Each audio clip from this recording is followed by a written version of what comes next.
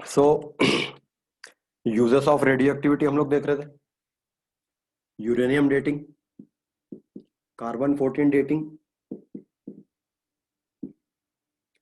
C14 dating में carbon 14 का half life period, carbon 14 एक बीटा एमिटर है जो कि नाइट्रोजन में कन्वर्ट होता है बाय इमिटिंग बीटा पार्टिकल। इसका हाफ लाइफ पीरियड 5760 ईयर्स होता है, मतलब इसका लैम्डा 0.693 अपॉन 5760, इसको नियरली 6000 ईयर्स ले सकते हैं।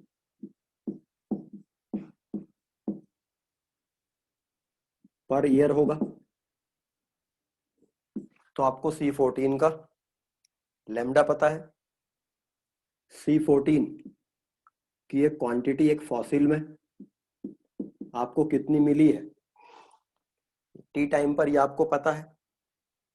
तो age of this fossil T equals to 2.303 upon carbon 14 का lambda log of initial amount of C14 in that fossil upon amount of C14 in that fossil at time t। तो आपको ये quantity पता है टी टाइम पर कितना C14 इसमें है, बट इस फॉसिल में इनिशियली कितना C14 था ये नहीं पता है। इसका जो बाई प्रोडक्ट है नाइट्रोजन वो गैसियस है, तो वो यहां से लीव करके एटमॉस्फेयर में चला गया होगा, तो उसको हम पता नहीं लगा सकते। तो जैसे यूरेनियम डेटिंग में क्या करते हैं, यूरेनियम डेटिंग में हम यूरेनियम का टी टाइम पे अमाउंट और लेड का टी टाइम पे अमाउंट दोनों को ऐड करके इनिशियल पता कर लेते हैं। यहाँ पर हम नाइट्रोजन जो कि एस्केप हो गया वो उस फॉसिल में रुका नहीं है, ये लकड़ी का एक टुकड़ा या बोन का एक टुकड़ा मिला जो उसमें C14 कितना है वो हमको पता है, लेकिन नाइट्रोजन एस्केप कर गया है।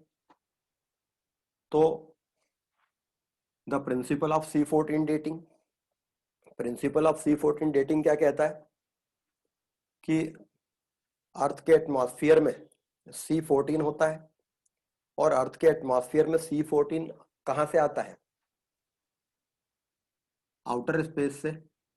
नाइट्रोजन एटम्स पर न्यूट्रॉन्स की जब बम्बार्डिंग होती है, cosmic rays contains neutrons,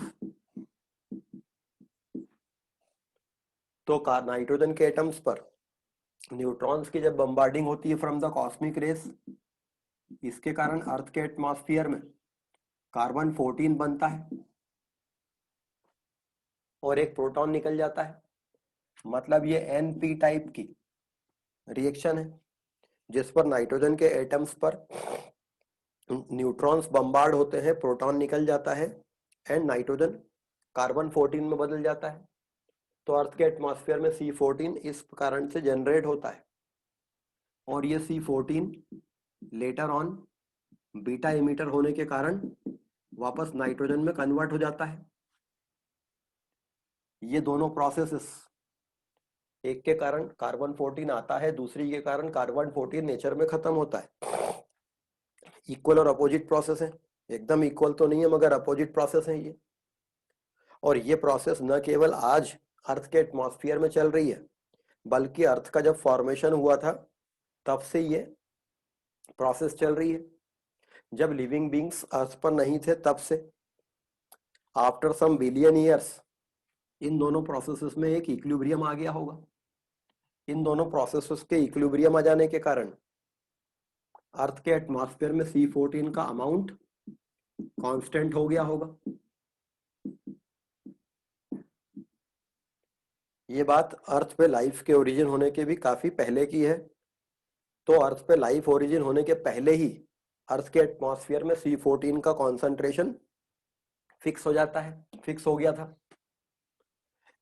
now ये C14 अर्थ के एटमॉस्फेयर में लोअर लेवल्स में आके कार्बन ऑक्सीजन से रिएक्शन करके कार्बन डाइऑक्साइड बनाता है। तो अर्थ के एटमॉस्फेयर में carbon dioxide of C12 isotope and carbon dioxide of C14 isotopes, ये दोनों प्रेजेंट रहती हैं, और ये C14 आइसोटोप वाली कार्बन डाइऑक्साइड फिक्स क्वांटिटी में रहती है, तो ये एक फिक्स रेशो में रहती है। नाउ अर्थ पे जब लाइफ ओरिजिनेट हुई तो प्लांट्स इस CO2 को एब्जॉर्ब करते हैं, इस CO2 को एब्जॉर्ब करके वाटर से कंबाइन करके in the presence of sunlight and chlorophyll ये उसको ग्लूकोज में कन्वर्ट करते हैं by the process called photosynthesis. तो लिविंग प्लांट्स में फोटोसिंथेसिस की प्रोसेस के कारण एटमॉस्फेरिक कार्बन प्लांट बॉडी में आता है और ये प्लांट बॉडी में ग्लूकोज के फॉर्म में फिक्स हो जाता है। तो प्लांट की बॉडी में जो ग्लूकोज रहता है वो C12 वाला भी होगा और C14 वाला भी होगा। तो इस तरह से प्लांट्स में ये C14 एटमॉस्फेयर से आ जाता है, लेकिन ग्लूकोज का जो ऑक्सीडेशन होता है जिसके कारण एनर्जी प्रोड्यूस होती है, इस प्रोसेस के कारण C14 वापस से एटमॉस्फेयर में चला भी जाता है। तो एटमॉस्फेयर का C14 प्लांट बॉडी में आता है, रेस्पिरेशन के कारण ये चला जाता है। This is photosynthesis, this is respiration. ये दोनों प्रोसेसेस में भी एक इक्विलिब्रियम बना रहता है। तो एटमॉस्फेयर से C14 का आना और एटमॉस्फेयर में वापस जाना एक लिविंग बीइंग में कांस्टेंट हो जाता है इन दोनों प्रोसेसेस के कारण। तो प्लांट बॉडी के पर यूनिट एरिया या per unit volume amount of C14 fix रहता है। तो प्लांट बॉडी में अमाउंट ऑफ C14 इन दोनों के बीच में इक्विलिब्रियम के कारण फिक्स है, और एटमॉस्फेयर में C14 इन दोनों प्रोसेसेस के इक्विलिब्रियम के कारण फिक्स है। ये प्लांट्स को एनिमल खाते हैं तो वो C14 एनिमल्स में आ जाता है थ्रू फूड चेन, और फिर वो एनिमल्स में रेस्पिरेशन के कारण वो C14 फिर से एटमॉस्फेयर में चला जाता है। तो फोटोसिंथेसिस के थ्रू एटमॉस्फेरिक कार्बन डाइऑक्साइड का कार्बन प्लांट्स में आता है और फूड चेन के थ्रू एनिमल्स में जाता है, रेस्पिरेशन के थ्रू वापस CO2 के फॉर्म में चला जाता है। तो एनिमल्स में भी C14 की क्वांटिटी फिक्स रहती है उनकी लिविंग प्रोसेसेस के कारण, रेस्पिरेशन और फूड चेन के कारण। नाउ अब एक प्लांट या वो एनिमल मर जाता है,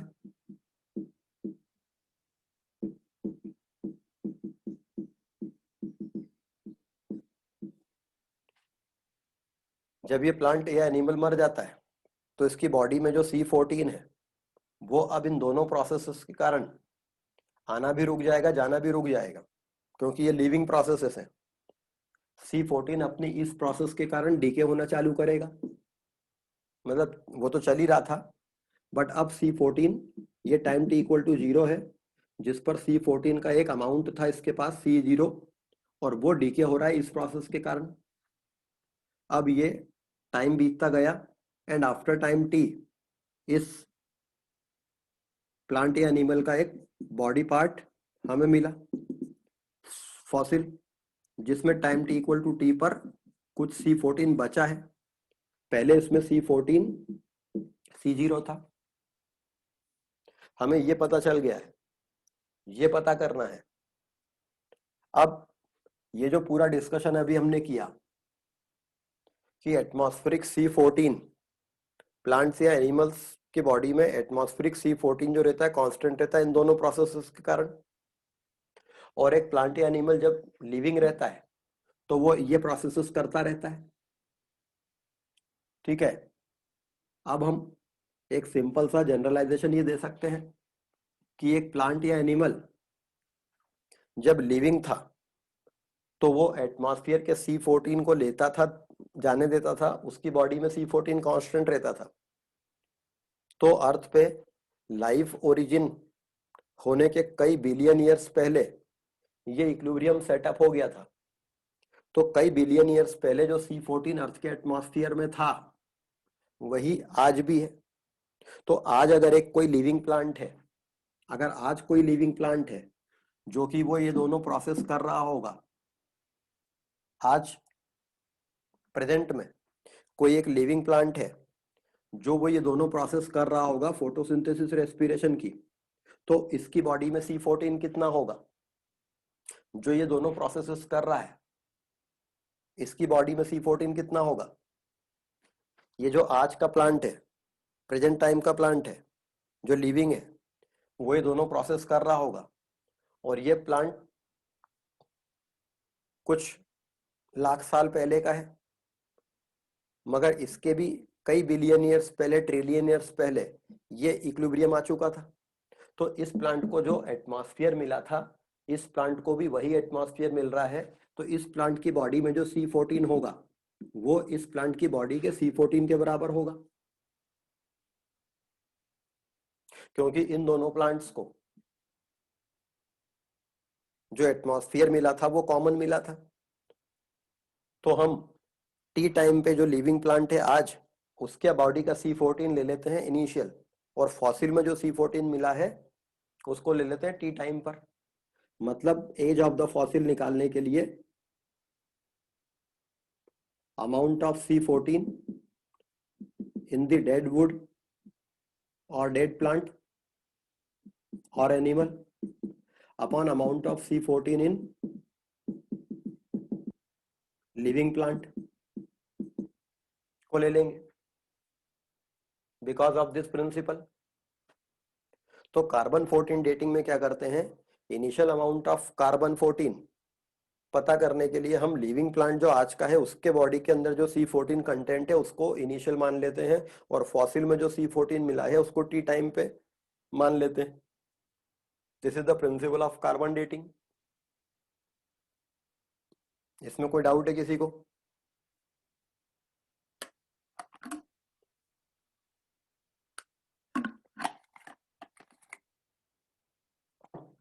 इसमें किसी को कोई डाउट है?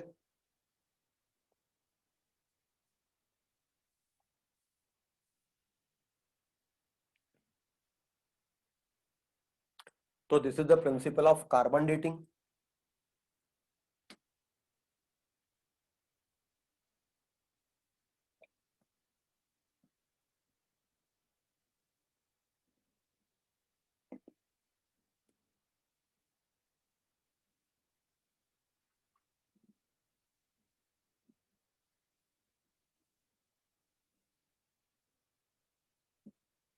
तो यूजेस ऑफ रेडियो एक्टिविटी,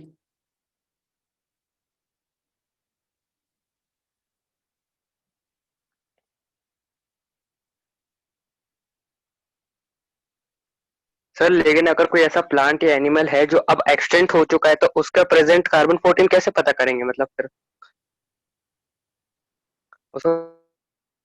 अगर कोई प्लांट एक्सटिंक्ट हो चुका है तो उसकी स्पीशीज का मिलता जुलता कोई प्लांट ले लेंगे।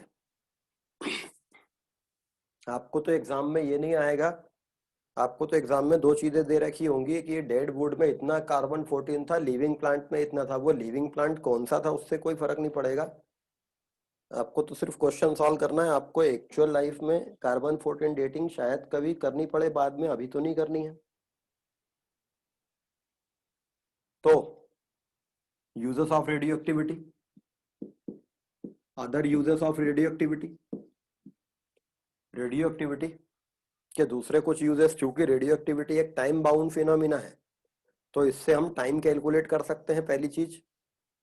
दूसरा, सपोज आपको एक एनिमल में कितना ब्लड है वो पता करना है, एक एनिमल की बॉडी में या किसी पर्सन की बॉडी में कितना ब्लड है। सपोज एक चूहा है, उसकी बॉडी में कितना ब्लड है आपको पता करना है।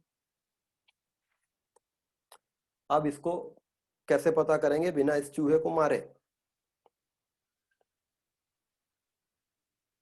इस चूहे को टाइम t=0 पर रेडियो एक्टिव NaCl का एक सॉल्यूशन का इंजेक्शन दे देंगे, और टाइम t=0 पर इसकी एक्टिविटी A0 पता कर लेंगे कि इसकी रेडियो एक्टिविटी कितनी है। NaCl का एक सैंपल बनाएंगे रेडियो एक्टिव सोडियम वाला, उसका एक डाइल्यूट सॉल्यूशन बना के उसका इंजेक्शन इस चूहे को लगा देंगे और उसकी रेडियो एक्टिविटी पता कर लेंगे कि इस सैंपल की रेडियो एक्टिविटी कितनी थी और फिर उस इंजेक्शन को लगा देंगे। ये NaCl इस चूहे के पूरे ब्लड स्ट्रीम में फैल जाएगा। Let the volume of blood in that rat is V millilitre. Suppose उस रैट की बॉडी में टोटल ब्लड V मिलीलीटर है। After time t equals to t, कुछ समय बाद 10, 15, 20, 25 मिनट बाद इस चूहे की बॉडी का 1 ml ब्लड सैंपल निकालेंगे और उसकी रेडियो एक्टिविटी पता करेंगे। सपोज इसकी रेडियो एक्टिविटी है x डिसइंटीग्रेशन पर सेकेंड। तो अगर उस चूहे के ब्लड के 1 ml सैंपल की रेडियो एक्टिविटी है x, तो उसके ब्लड की टोटल रेडियो एक्टिविटी कितनी होगी? XV। भाई 1 ml सैंपल की रेडियो एक्टिविटी है x और बॉडी में टोटल ब्लड है V मिलीलीटर, तो XV ये टोटल रेडियो एक्टिविटी होगी। तो after time t total radio activity है XV। इनिशियल एक्टिविटी थी A0। नाउ t टाइम बीत चुका है और ये रेडियो एक्टिव NaCl का लैम्डा हमें पता है, तो lambda equals to 2.303 upon t log of initial activity of that NaCl sample upon activity of NaCl sample after time t। Lambda पता है आपको, t पता है, इनिशियल एक्टिविटी आपने मेजर कर ली थी जो सैंपल लगाया था उसकी 1 ml ब्लड सैंपल की रेडियो एक्टिविटी इतनी है, तो टोटल ब्लड V है, ये V निकाल लेंगे।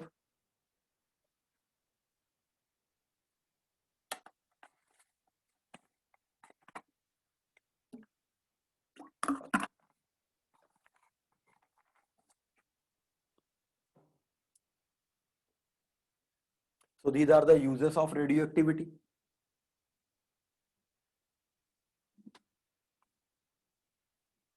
तो केमिकल काइनेटिक्स चैप्टर में हमने देखा अलग अलग रिएक्शंस का काइनेटिक्स। इसके अलावा केमिकल काइनेटिक्स चैप्टर में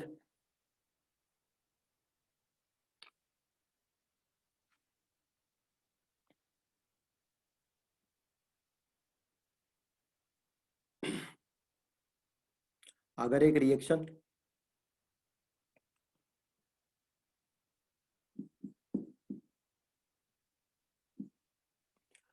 रिएक्शन का मैकेनिज्म हमें पता है तो उस रिएक्शन का ऑर्डर बताया जा सकता है। वैसे order of a chemical reaction हमेशा एक्सपेरिमेंटली ही बताया जाता है, बट अगर आपको एक रिएक्शन का मैकेनिज्म पता हो तो फिर उसका ऑर्डर बताया जा सकता है। Mechanism of decomposition of ozone इस प्रकार से बोला जाता है, ओजोन डिकम्पोज होती है बाय दिस मैकेनिज्म।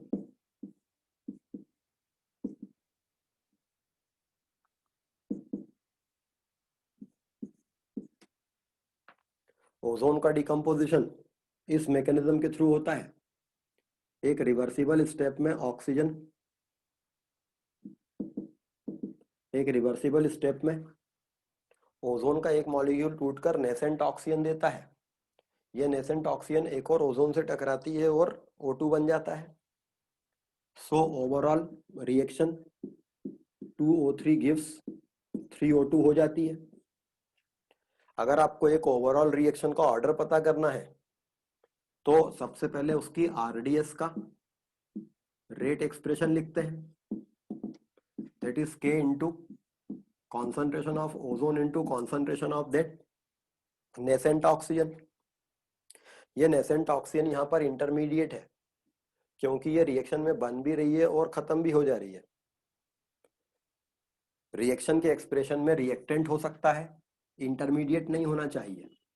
इंटरमीडिएट को हटाने के लिए देखेंगे कि ये इंटरमीडिएट इक्विलिब्रियम रिएक्शन से बन रहा है, तो बाय दैट रिवर्सिबल रिएक्शन के equilibrium concentration of O2 into concentration of O upon concentration of O3। अगर इस रिएक्शन में इक्विलिब्रियम बना हुआ है तो एट इक्विलिब्रियम इसका कॉन्सेंट्रेशन अपॉन इसका इक्विलिब्रियम कांस्टेंट के बराबर होगा। यहां से इस इंटरमीडिएट का कॉन्सेंट्रेशन निकाल लेंगे। और उसको यहाँ रिप्लेस कर देंगे। तो rate of reaction equals to K into K equilibrium into concentration of ozone upon concentration of O2 into ozone. ये वाला O3 ये है, ये नेसेंट ऑक्सीजन हो गया।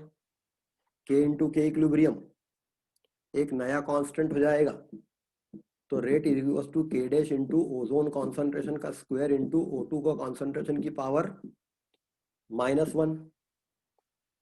ये रिएक्शन फर्स्ट ऑर्डर रिएक्शन होगी, but it will be second order with respect to ozone and negative order with respect to oxygen। मतलब इस रिएक्शन में अगर आप ओजोन का कॉन्सेंट्रेशन डबल करेंगे तो रेट ऑफ रिएक्शन 4 टाइम्स हो जाएगा, लेकिन ऑक्सीजन का कॉन्सेंट्रेशन डबल कर देंगे तो रेट ऑफ रिएक्शन हाफ हो जाएगा। तो नेगेटिव ऑर्डर की रिएक्शन आ सकती है। ये रिएक्शन ऑक्सीजन के रिस्पेक्ट में नेगेटिव ऑर्डर की है, और हमको ऐसा लगता है कि इस रिएक्शन का रेट जो है वो प्रोडक्ट के कॉन्सेंट्रेशन पे डिपेंड कर रहा है, जबकि लॉ ऑफ मास एक्शन ये कहता है कि किसी केमिकल रिएक्शन का रेट रिएक्टेंट के कॉन्सेंट्रेशन पे डिपेंड करता है, ना कि प्रोडक्ट पे। ये प्रोडक्ट के कॉन्सेंट्रेशन पे डिपेंड कर रहा है। बट अगर देखा जाए तो इस वेसल में अगर आप ऑक्सीजन डालोगे तो वो ऑक्सीजन क्या करेगी, वो ऑक्सीजन इस रिएक्शन के थ्रू इस रिएक्शन को बैक करेगी और वो इसके कॉन्सेंट्रेशन को कम करती जाएगी। तो ये रिएक्शन ऑक्सीजन डालने पर स्लो हो रही है। क्यों? इसलिए नहीं कि ऑक्सीजन के कारण वो बैक जा रही है, बल्कि इसलिए कि नेसेंट ऑक्सीजन कम हो रही, जो कि इसका रिएक्टेंट है। तो लॉ ऑफ मास एक्शन इस पर अगर देखें तो वैसे ही अप्लाई हो रहा है। रिएक्टेंट का कॉन्सेंट्रेशन कम होने से रेट ऑफ रिएक्शन कम हो रहा है। तो अगर आपको एक रिएक्शन का मैकेनिज्म दिया हो तो सबसे पहले उसकी आरडीएस का एक्सप्रेशन लिख के वहां से इंटरमीडिएट को हटा देंगे इक्विलिब्रियम वैल्यूज से लाके। तो इससे आपको ओवरऑल रिएक्शन का रेट एक्सप्रेशन मिल जाएगा और ऑर्डर ऑफ रिएक्शन आप निकाल सकते हैं।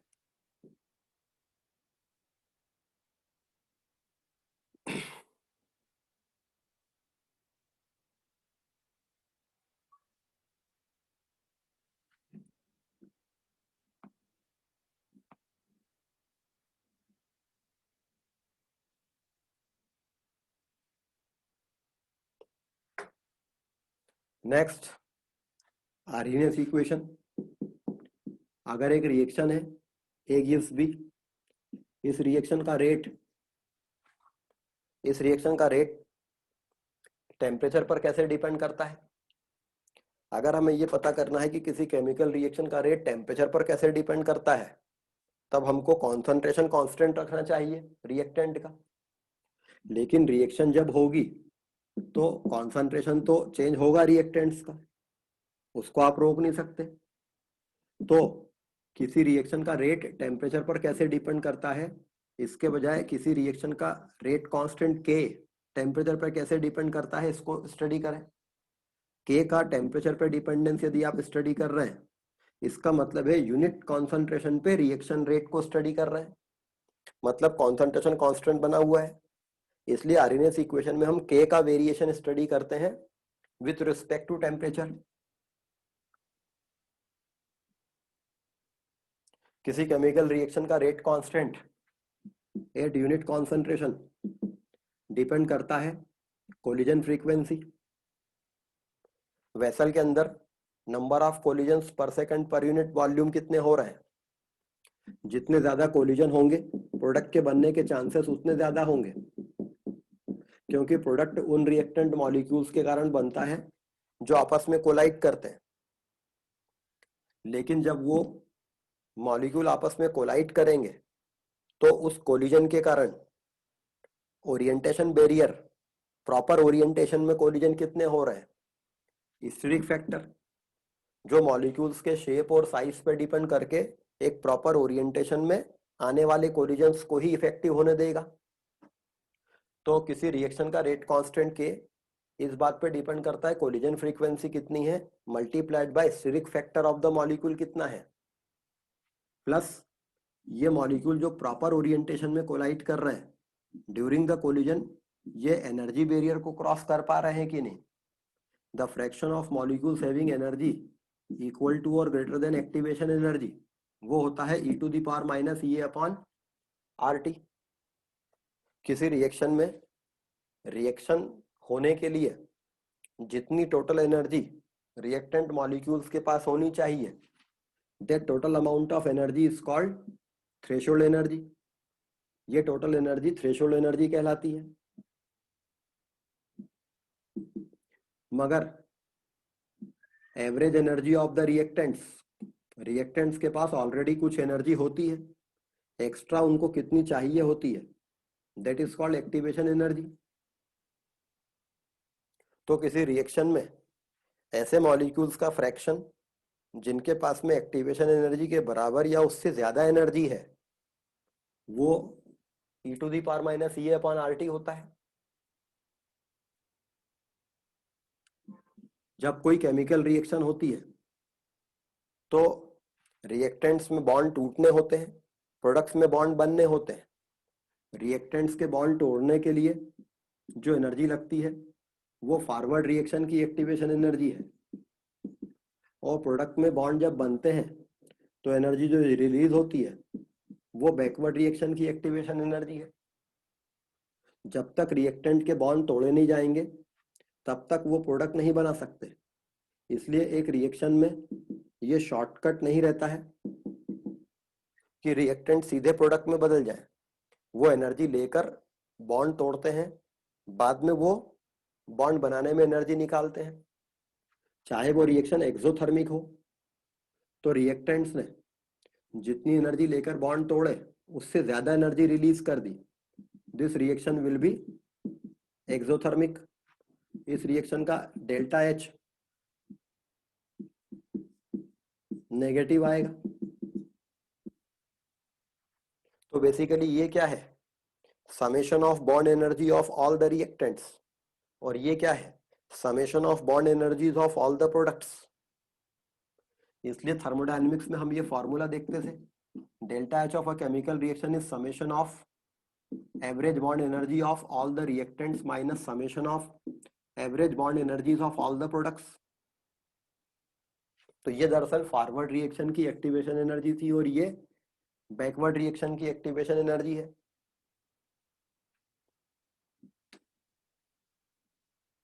किसी टेम्परेचर पर एक रिएक्शन में सारे मॉलिक्यूल्स एनर्जी बैरियर क्रॉस नहीं कर रहे होंगे तो रिएक्शन चाहे एक्सोथर्मिक हो चाहे एंडोथर्मिक हो, all the reactions will require activation energy.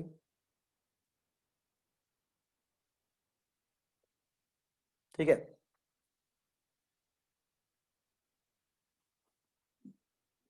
Energy का डिस्ट्रीब्यूशन पैटर्न इस प्रकार का होता है जैसा कि मॉलिक्यूल्स की वेलोसिटी का डिस्ट्रीब्यूशन पैटर्न होता है। तो half M V square kinetic energy का डिस्ट्रीब्यूशन पैटर्न ऐसा है, और सपोज ये एनर्जी है जो एक्टिवेशन एनर्जी है रिएक्टेंट की, तो इतने मॉलिक्यूल्स के पास एक्टिवेशन एनर्जी के बराबर या उससे ज्यादा एनर्जी है।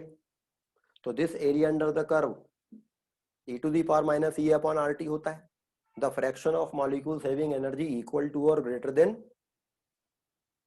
Activation energy. तो ओवरऑल एक रिएक्शन का रेट कांस्टेंट इन तीन चीजों का प्रोडक्ट है, Z into P. Z collision frequency है, P स्टिरिक फैक्टर है। इन दोनों को मिलाकर लिख देते हैं A Arrhenius parameter. This A is called Arrhenius parameter, or it is also called pre-exponential factor,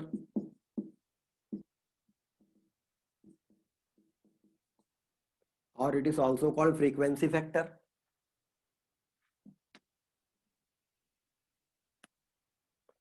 इसको आर्हेनियस कांस्टेंट नहीं कहते हैं,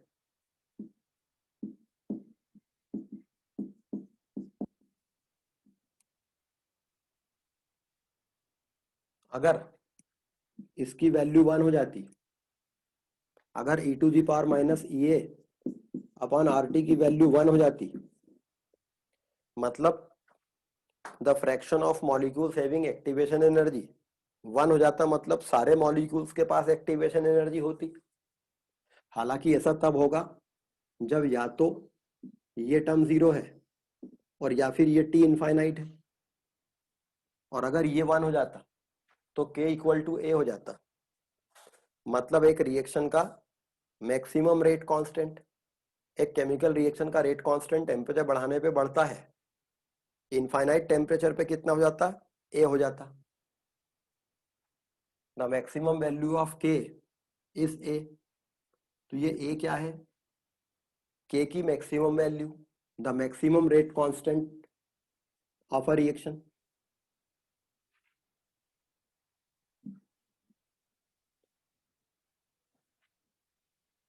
तो ये आर्हेनियस इक्वेशन है जो किसी रिएक्शन का टेम्परेचर पे डिपेंडेंस बताती है। log of k equals to log of a minus ea upon 2.303 RT। Arrhenius equation का दूसरा फॉर्म। क्वेश्चन सॉल्व करने के लिए बेहतर रहता ही है, इसको equation of straight line y equals to mx plus C से कंपेयर करें तो log k और रेसिप्रोकल ऑफ t के बीच में ग्राफ प्लॉट करने पर एक स्ट्रेट लाइन आएगी जिसकी y axis intercept log a होगी और जिसका slope minus E upon 2.303 R होगा। तो यदि आप टेम्परेचर बढ़ाएंगे तो 1 अपॉन टी की वैल्यू कम होगी। टेम्परेचर बढ़ा रहे हैं तो 1 अपॉन टी इधर जा रहा है, तो रिएक्शन का रेट कांस्टेंट के बढ़ेगा और टेम्परेचर इनफाइनाइट करने पे 1 अपॉन टी 0 हो जाएगा, तब लॉग के लॉग ए हो जाएगा। तो कोई रिएक्शन चाहे एक्सोथर्मिक हो चाहे एंडोथर्मिक हो, टेम्परेचर बढ़ाने पे उसका रेट कांस्टेंट हमेशा बढ़ता है। रिएक्शन एक्सोथर्मिक हो चाहे एंडोथर्मिक हो, टेम्परेचर बढ़ाने पर उसका रेट कांस्टेंट हमेशा बढ़ता है।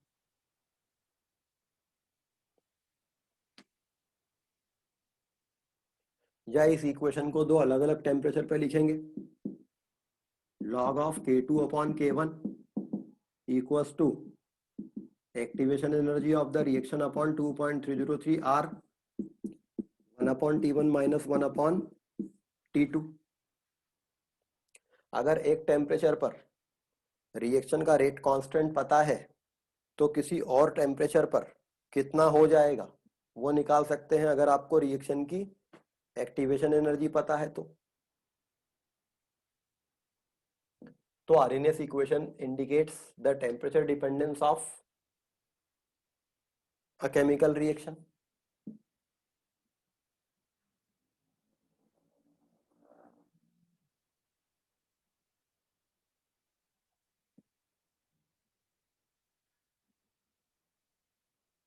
तो केमिकल काइनेटिक्स में ये सारी चीजें हैं।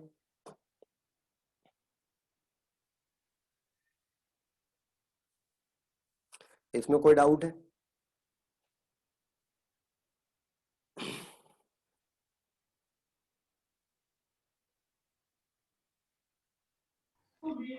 सर क्लास में आपने एक बात बताई थी, Arrhenius equation does not apply on zero order reaction because zero order reaction does not obey collision theory. तो इस पॉइंट को एक बार एक्सप्लेन करना। Arrhenius equation zero order reaction पर एप्लीकेबल नहीं है। Zero order reaction collision theory को follow नहीं करती है।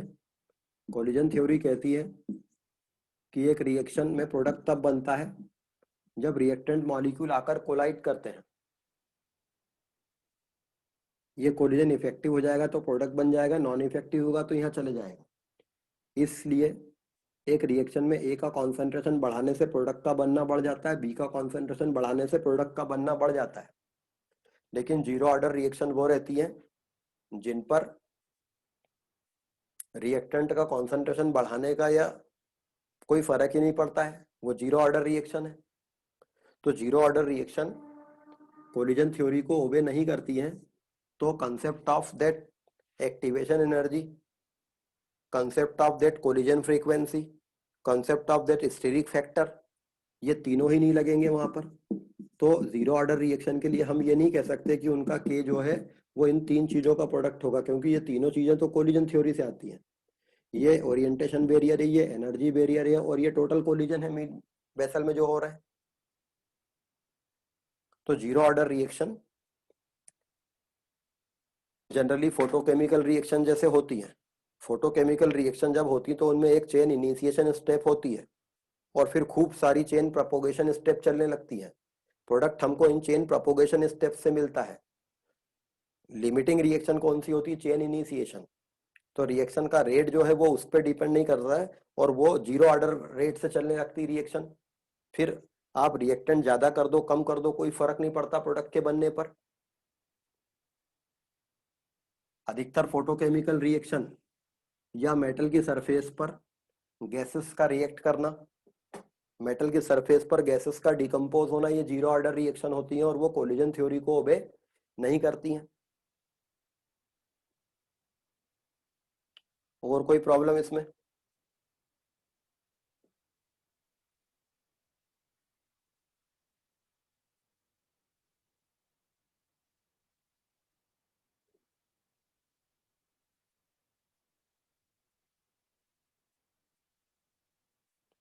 चलिए, तो केमिकल काइनेटिक्स की थ्योरी कंप्लीट हो गई है। नेक्स्ट, डाउट क्लास में इसका स्टडी पैकेज सॉल्व करिए और उसके क्वेश्चंस हम लोग डाउट क्लास में डिस्कस करेंगे। Next chapter is electrochemistry.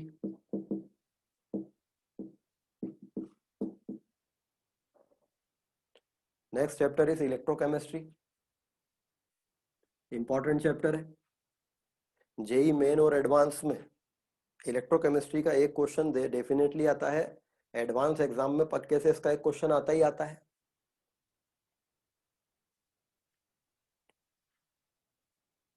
Electrical energy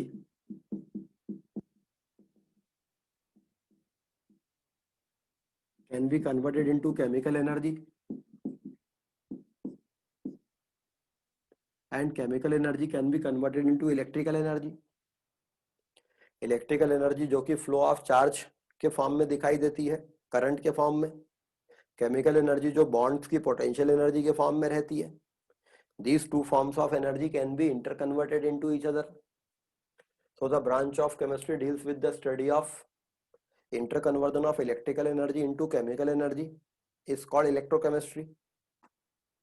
तो इलेक्ट्रोकेमिस्ट्री में हम लोग ध्यान देंगे how an electrical energy can be converted into chemical energy and chemical can be converted into electrical energy. The basic apparatus used in electrochemistry is electrochemical cell। Electrochemistry में जो apparatus basically use होता है वो एक electrochemical cell होती है। Simple, एक beaker में एक इलेक्ट्रोलाइट है फिटेड विथ टू इलेक्ट्रोड्स, जिसमें दो इलेक्ट्रोड लगे होते हैं।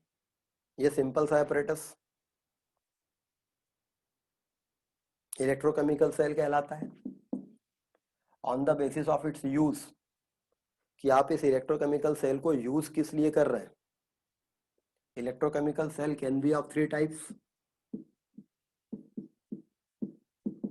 Galvanic cell, electrolytic cell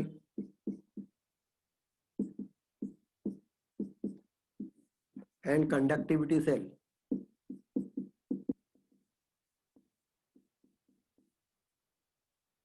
electrochemical cell हम किस लिए यूज कर रहे हैं उस बेसिस पर तीन टाइप की होंगी: galvanic cell, electrolytic cell and conductivity cell. Galvanic cell, here chemical energy is converted into electrical energy। इसमें हम क्या करेंगे, एक स्पॉन्टेनियस रेडॉक्स रिएक्शन कराएंगे और उस स्पॉन्टेनियस रिएक्शन, वो स्पॉन्टेनियस है तो अपने आप होती है, उसकी जो केमिकल एनर्जी है उसको इलेक्ट्रिकल एनर्जी में कन्वर्ट कर लेंगे। Electrolytic cell, here electrical energy can be used to carry out a chemical reaction which is otherwise non-spontaneous. एक केमिकल रिएक्शन है जो नॉन स्पॉन्टेनियस है, उसको कराया जा सकता है with the help of electrical energy. तो गैल्वेनिक सेल में केमिकल एनर्जी को इलेक्ट्रिकल एनर्जी में कन्वर्ट करेंगे, इलेक्ट्रोलाइटिक सेल में इलेक्ट्रिकल एनर्जी को केमिकल एनर्जी में कन्वर्ट करेंगे। The process is called electrolysis. तो आप इलेक्ट्रोलिसिस प्रोसेस जानते हैं। इलेक्ट्रोलिसिस प्रोसेस में हम क्या करते हैं, एक ऐसी केमिकल रिएक्शन जो अदरवाइज अपने आप नहीं होती उसको हम करा लेते हैं। एट द टू इलेक्ट्रोड्स आपको चीजें मिल जाती हैं। सोडियम और क्लोरीन का आपस में कंबाइन होकर NaCl बनाना स्पॉन्टेनियस है।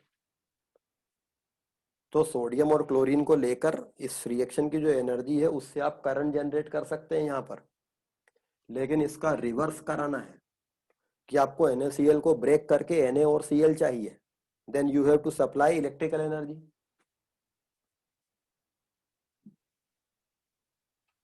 कंडक्टिविटी सेल एक इलेक्ट्रोलाइटिक सॉल्यूशन में कैटायन और एनायन है। ये कैटायंस और एनायंस की माइग्रेशन स्पीड कि ये कितना तेजी से माइग्रेट करते हैं, कितनी स्पीड से जाते हैं, इनकी कंडक्टिंग पावर मेजर करना या इनका इस सॉल्यूशन का रेजिस्टेंस मेजर करना, ये सारी चीजें कंडक्टिविटी सेल में यूज की जाती है।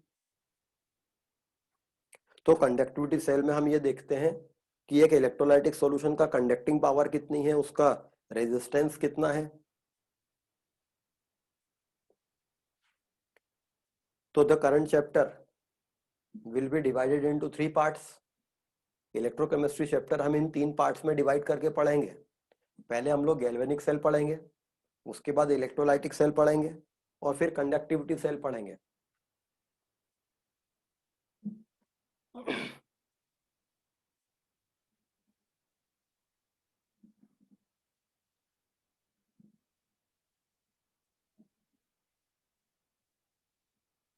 Galvanic cell, how chemical energy can be converted into electrical energy. Redox reaction occurring in single beaker.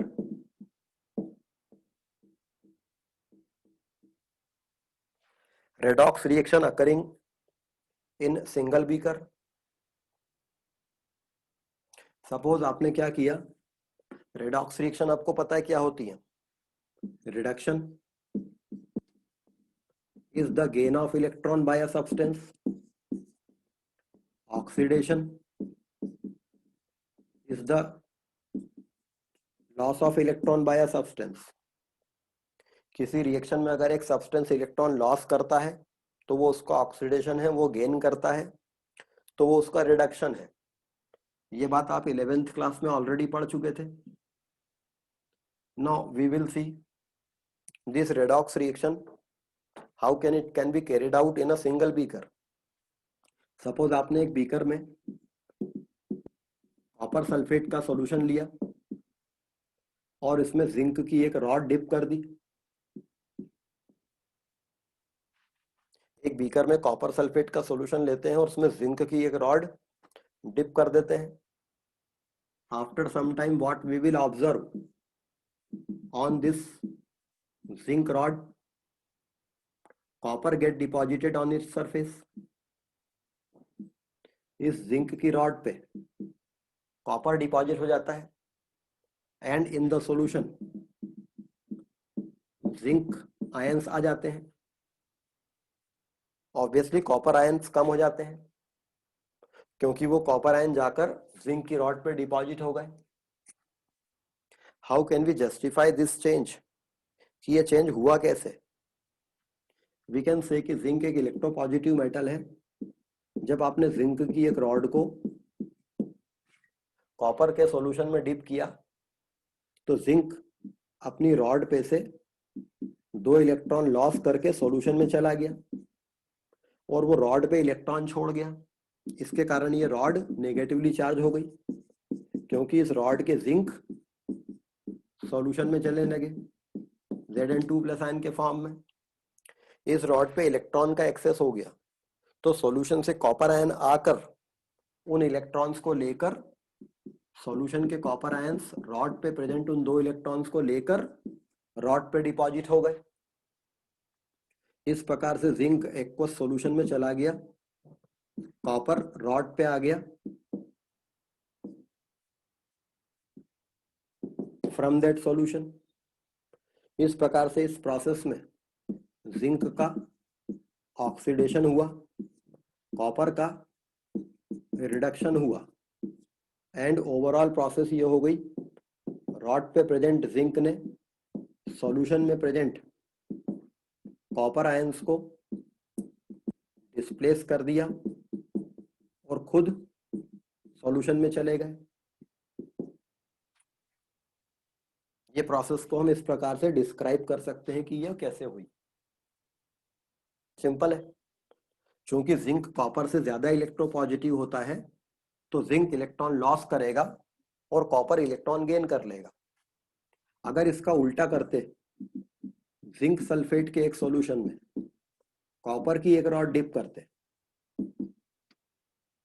तो कुछ भी नहीं होता। जिंक सल्फेट के सॉल्यूशन में कॉपर रॉड डिप करने पर कुछ भी नहीं होता है, काफी लंबे समय तक कुछ नहीं होता है।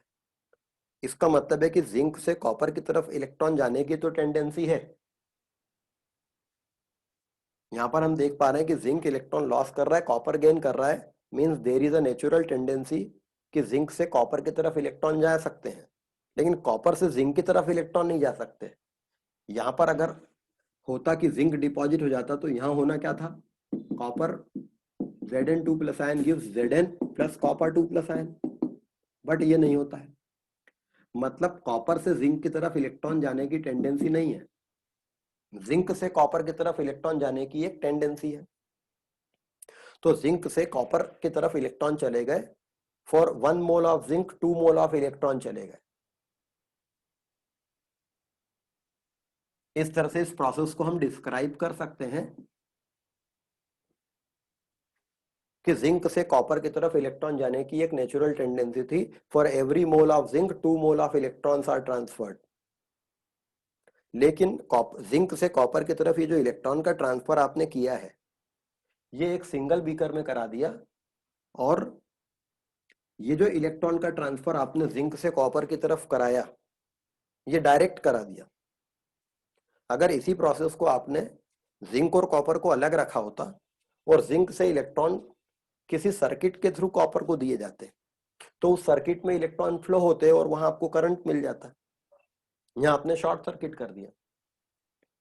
जब हमें पता है कि जिंक से कॉपर की तरफ इलेक्ट्रॉन जाने की एक नेचुरल टेंडेंसी है,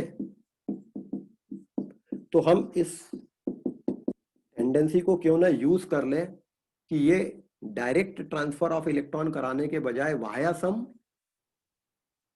सर्किट करा दें। तो इलेक्ट्रॉन इस सर्किट में जाएंगे और यहां आ जाएंगे तो यहां आपको करंट मिल जाएगा।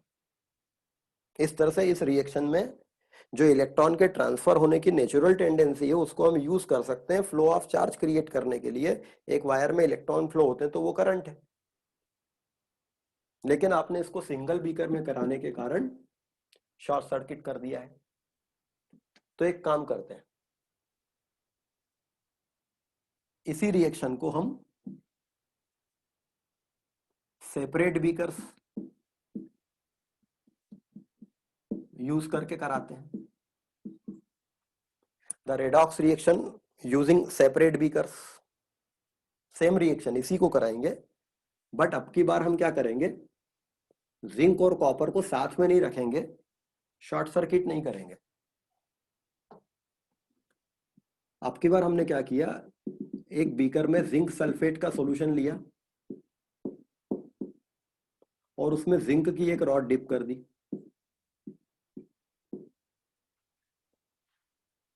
एक बीकर में कॉपर सल्फेट का एक सॉल्यूशन लिया और उसमें कॉपर की एक रॉड डिप कर दी। अब जिंक सल्फेट वाले सॉल्यूशन में जिंक की रॉड डिप है, वहां पे कुछ होगा नहीं क्योंकि वहां से कुछ जिंक इधर गया, जिंक इधर आ गया, पता नहीं चलेगा। यहाँ वाले भी कॉपर सल्फेट के सॉल्यूशन में कॉपर की रॉड डिप है, कॉपर सॉल्यूशन में गया, सॉल्यूशन का कॉपर आके डिपॉजिट हो जाएगा, कुछ पता नहीं चलेगा। तो अब की बार हमने क्या किया, जिंक सल्फेट के एक सॉल्यूशन में जिंक की रॉड डिप की, कॉपर सल्फेट के एक सॉल्यूशन में कॉपर की रॉड डिप की।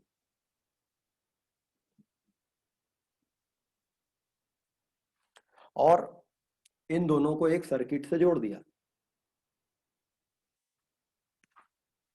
जैसे ही इन दोनों रॉड को हम एक वायर से जोड़ते हैं, कुछ नहीं होता है, यहाँ पे कोई करंट फ्लो नहीं होता है, बिकॉज अभी यहाँ पे सर्किट ओपन है। इस सर्किट को क्लोज करने के लिए यहां एक सॉल्ट ब्रिज लगा देते हैं।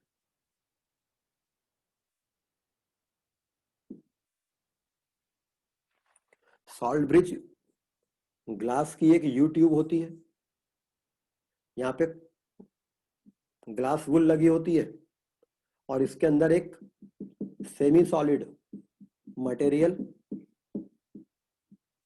एगार लिया जाता है। एगार एक प्लांट प्रोडक्ट है जो कि सेमी सॉलिड होता है और हाई टेम्परेचर 35 डिग्री सेंटीग्रेड पे मेल्ट हो जाता है, लेकिन उससे कम पे सॉलिडिफाई हो जाता है, सेमी सॉलिड रहता है। तो एक बीकर में एगार को मेल्ट करके उसमें पोटेशियम नाइट्रेट डाल देते हैं और फिर इसको इस यू ट्यूब में भर के सुखा देते हैं। तो एगार जिसमें potassium nitrate electrolyte, this is called salt bridge. ये सॉल्ट ब्रिज एगार जो रहता है पोरस मीडियम प्रोवाइड करता है जिसमें आयंस मूव कर सकते हैं। बिल्कुल सॉलिड ले लेते तो आयन मूव नहीं करते। तो ये जो सॉल्ट ब्रिज लगाया जाता है,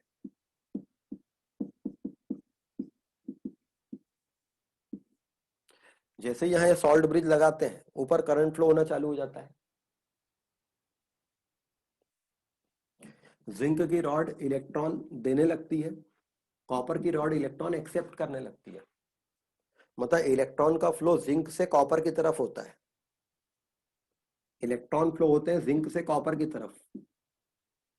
हालांकि करंट की डायरेक्शन कॉपर से जिंक की तरफ बोली जाएगी, इलेक्ट्रॉन के फ्लो की डायरेक्शन का उल्टा करंट के फ्लो की डायरेक्शन बोलते हैं। जब ये सेल काम करेगी, यहाँ पे जिंक सल्फेट का कॉन्सेंट्रेशन बढ़ता जाएगा।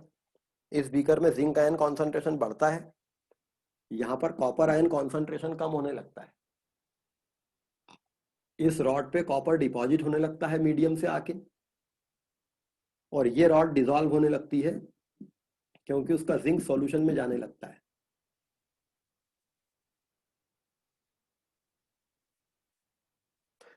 How can we justify this change कि जिंक वाली रॉड डिसॉल्व हो रही है, कॉपर वाली रॉड पे कॉपर आके डिपॉजिट हो रहा है from that copper sulphate solution, और कॉपर आयन कॉन्सेंट्रेशन या ड्रॉप हो रहा है, या जिंक आयन कॉन्सेंट्रेशन बढ़ रहा है। वी कैन एक्सप्लेन कि जिंक डिसॉल्व होता है, सॉल्यूशन में जाता है, रॉड पे 2 इलेक्ट्रॉन छोड़ जाता है। तो जिंक यहां से चला गया, रॉड पे इलेक्ट्रॉन छोड़ गया, तो ये रॉड पे इलेक्ट्रॉन का एक्सेस हो जाता है, इसलिए ये नेगेटिव इलेक्ट्रोड है, बिकॉज इस पे इलेक्ट्रॉन का एक्सेस हो गया।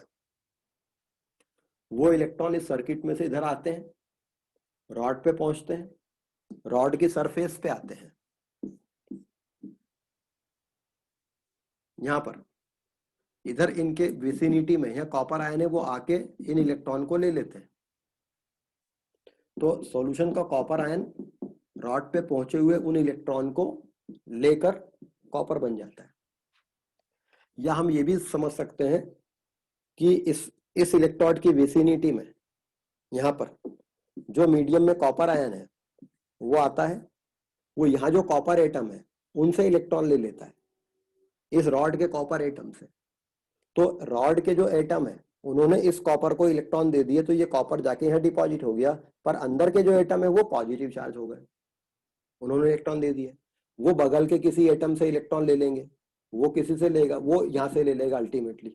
तो ओवरऑल ये रॉड इलेक्ट्रॉन डेफिशिएंट रॉड कहलाएगी, क्योंकि इसने कॉपर इलेक्ट्रॉन इस रॉड से ले लिए थे, ये रॉड यहाँ से लेती जाएगी।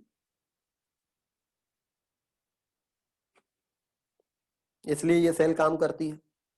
तो टाइम के साथ जैसे जैसे रॉड डिसॉल्व होती जाती है, इसका जिंक आयन सॉल्यूशन में जाता जाता है, सॉल्यूशन का कॉपर आयन रॉड पे आके डिपॉजिट होता जाता है, इस रॉड पे कॉपर डिपॉजिट होता है, ये रॉड घुलती जाती है, जिंक आयन कॉन्सेंट्रेशन यहाँ बढ़ता जाता है, कॉपर आयन कॉन्सेंट्रेशन यहाँ कम होता जाता है।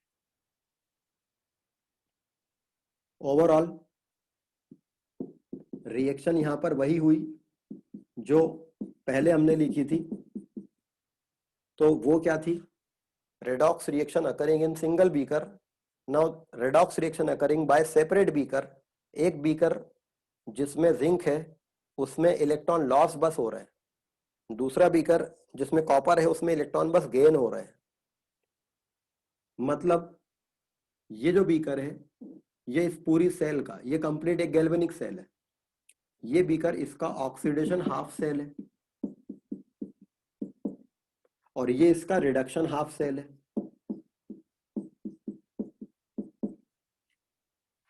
ये ओवरऑल एक गैल्वेनिक सेल है जिसमें ये ओवरऑल रिएक्शन हो रही है। ऑक्सीडेशन हाफ सेल, इस वाले बीकर में होने वाली रिएक्शन ऑक्सीडेशन हाफ इक्वेशन कहलाएगी। ये इस बीकर में हो रही है, ये रिडक्शन हाफ इक्वेशन कहलाएगी और ये ओवरऑल सेल रिएक्शन कहलाएगी।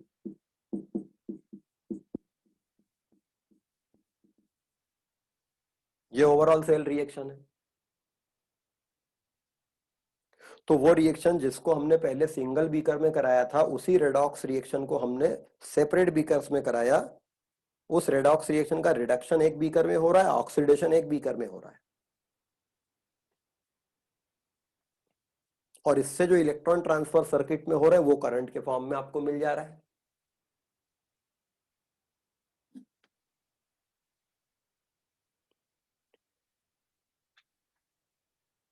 इस सेल में कैथोड कौन सा इलेक्ट्रोड है और एनोड कौन सा इलेक्ट्रोड है? इस रिएक्शन में कैथोड इलेक्ट्रोड कौन सा है? जिंक इलेक्ट्रोड कैथोड है या कॉपर इलेक्ट्रोड कैथोड है?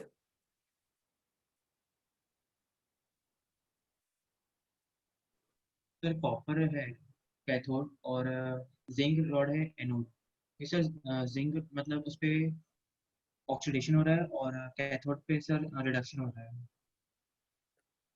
जनरली नेगेटिव इलेक्ट्रोड कैथोड कहलाता है, पॉजिटिव इलेक्ट्रोड एनोड कहलाता है, but this is not the convention. Convention ये है जिस इलेक्ट्रोड पे ऑक्सीडेशन होता है उसको एनोड कहते हैं।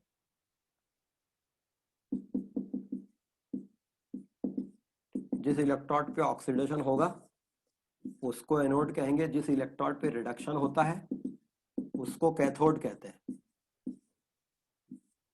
तो चूंकि यह जिंक की इलेक्ट्रोड पे ऑक्सीडेशन हो रहा है जिंक का, तो ये इलेक्ट्रोड एनोड है इस सेल का, भले इस पर चार्ज नेगेटिव आ रहा है, और इस इलेक्ट्रोड पे रिडक्शन हो रहा है, ये इस सेल का कैथोड इलेक्ट्रोड है, इस पर चार्ज पॉजिटिव है।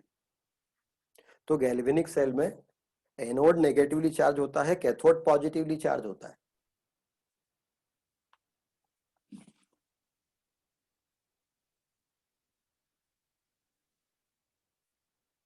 तो ये एक गैल्वेनिक सेल है। The IUPAC representation of galvanic cell. अगर आपने एक गैल्वेनिक सेल बनाई है तो या तो आपको उसका पूरा डायग्राम बना के बताना पड़ेगा कि हमने ऐसी गैल्वेनिक सेल बनाई थी, जिंक की एक रॉड को जिंक सल्फेट के सॉल्यूशन में डिप किया था, कॉपर की एक रॉड को कॉपर आयन के सॉल्यूशन में डिप किया था, फिर उन दोनों को सॉल्ट ब्रिज से जोड़ा था। या फिर आप एक गैल्वेनिक सेल अगर कंस्ट्रक्ट करते हो तो उसको एक शॉर्ट हैंड नोटेशन से इंडिकेट कर सकते हो। That shorthand notation of a galvanic cell is called its IUPAC representation.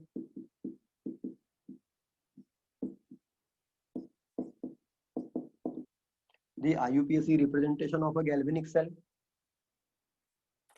किसी गैल्वेनिक सेल में दो parallel vertical lines salt bridge को इंडिकेट करती हैं।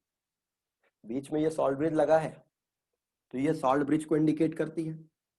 सॉल्ट ब्रिज के पहले एनोड बताया जाता है, बाद में कैथोड बताया जाता है। पहले एनोड इंडिकेट करेंगे, सॉल्ट ब्रिज कैथोड। एनोड को जब इंडिकेट करते हैं तो पहले उसके इलेक्ट्रोड ऑब्लिक जिस आयन के वो कांटेक्ट में है, पहले इलेक्ट्रोड लिखेंगे, ऑब्लिक जिस आयन के वो कांटेक्ट में है। जिंक की रॉड जिंक आयन के कांटेक्ट में है तो पहले जिंक लिखेंगे, ऑब्लिक ये जो ऑब्लिक साइन है, ये ऑब्लिक, ये तो सॉल्ट ब्रिज को बताता है। ये जो ऑब्लिक साइन है दरअसल ये एक इंटरफेस को बताता है। इंटरफेस किसको कहते हैं? जहां पर दो सरफेस मीट करती हैं, that plane is called an interface. जैसे ये पेन की सरफेस नहीं है, ये पेन एयर इंटरफेस है, तो पेन और एयर की जो इंटरफेस है, ऐसे ही जिंक के सॉल्यूशन में जिंक की रॉड डिसॉल्व है तो जिंक की सरफेस और सॉल्यूशन का जो फेस है वो मीट कर रहा है यहाँ पर, तो इस इंटरफेस को बता रहा है ये ऑब्लिक साइन, ये वाली इंटरफेस को। ये जो रॉड है, इस रॉड के इधर सॉल्यूशन है, तो यहां पर रॉड की सरफेस और सॉल्यूशन की सरफेस मीट करती हैं, that is indicated by this oblique sign. बल्कि ये भी इंटरफेसेस ही हैं। अगर आप देखो तो यहां से चालू करते हैं, जिंक सॉलिड रॉड है, एक इंटरफेस आई, फिर जिंक आयन आ गए, फिर एक इंटरफेस आई जिससे मीडियम चेंज होकर इधर एगार मीडियम हो गया, सॉल्ट ब्रिज, तो वो ये वाली इंटरफेस है।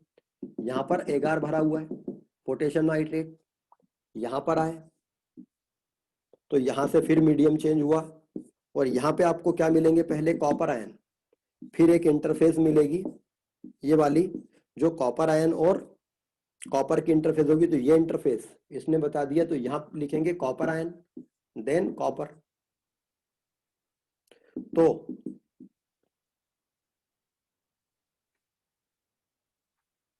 IUPAC representation of galvanic cell दो वर्टिकल लाइन सॉल्ट ब्रिज को बताती हैं। सॉल्ट ब्रिज के पहले एनोड लिखाता है, electrode oblique ion, salt bridge के बाद कैथोड लिखाता है, आयन ऑब्लिक इलेक्ट्रोड, ताकि इन दोनों कोने पर इलेक्ट्रोड रहे जो एक्सटर्नल सर्किट में कनेक्टिविटी देंगे। आप एक्सटर्नल सर्किट जो कनेक्ट करते हो वो सॉल्यूशन में नहीं कनेक्ट करते हो, रॉड से कनेक्ट करते हो, तो रिप्रेजेंटेशन के दोनों कोनों पर कनेक्टिविटी इनसे रहेगी। और आयन का क्या कॉन्सेंट्रेशन है वो ब्रैकेट में लिख दिया जाएगा। जो भी कॉन्सेंट्रेशन आपने यहां लिया हुआ है वो कॉन्सेंट्रेशन ब्रैकेट में लिख दिया जाएगा। तो this is the IUPAC representation of a galvanic cell.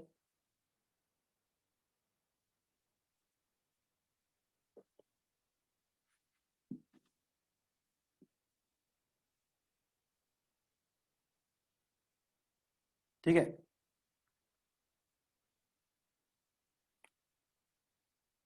IUPAC representation of galvanic cell में अगर कोई गैस यूज की जाती है तो वो गैस किसी मेटल पे अगर सपोर्टेड है तो वो मेटल इंडिकेट करना पड़ता है। वो गैस किस पार्शियल प्रेशर पे ली गई है वो पार्शियल प्रेशर इंडिकेट करते हैं, वो बाद में आ जाएगा। फिलहाल तो इस गैल्वेनिक सेल का सिंपल आईयूपीएसी रिप्रेजेंटेशन ये है।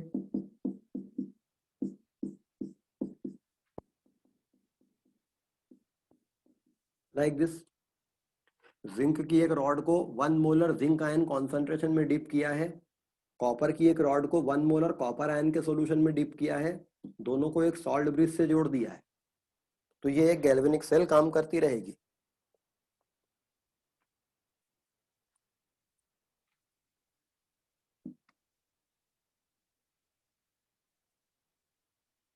ठीक है,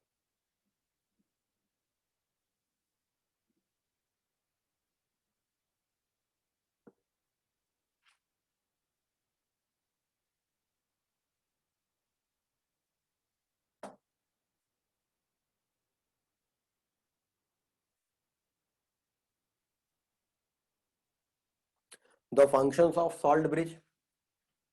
सॉल्ट ब्रिज का क्या फंक्शन है?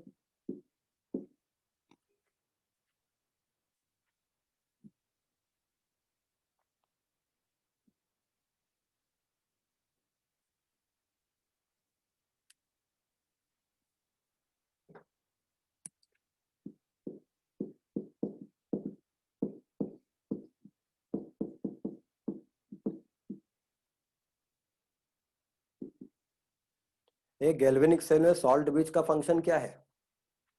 मान लीजिए आप एक गैल्वेनिक सेल बनाते हैं without salt bridge. Salt bridge अगर आप नहीं लगाएंगे तो ये सेल काम क्यों नहीं करती है?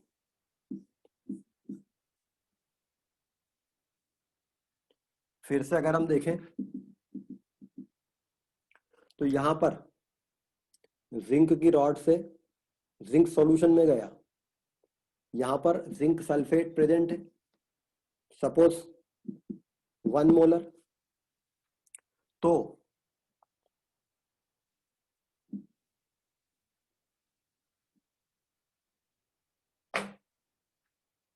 जिंक की एक रॉड है जिसके आसपास जिंक सल्फेट प्रेजेंट है। ये जो पहले से आपने जिंक सल्फेट ले रखा है ये वो है।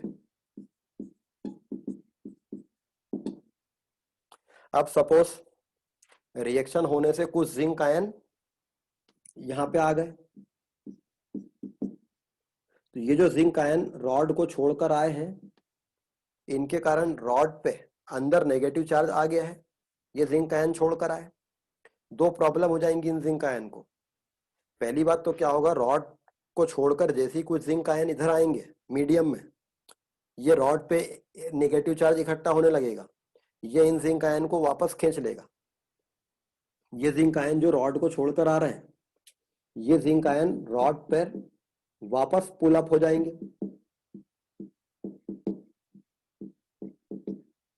मतलब ये रॉड को छोड़कर जा नहीं पाएंगे। इस रॉड पे से कुछ जिंक अगर सॉल्यूशन में गए तो रॉड पे नेगेटिव चार्ज इकट्ठा होगा, वो जिंक को फिर वापस खींचेगा।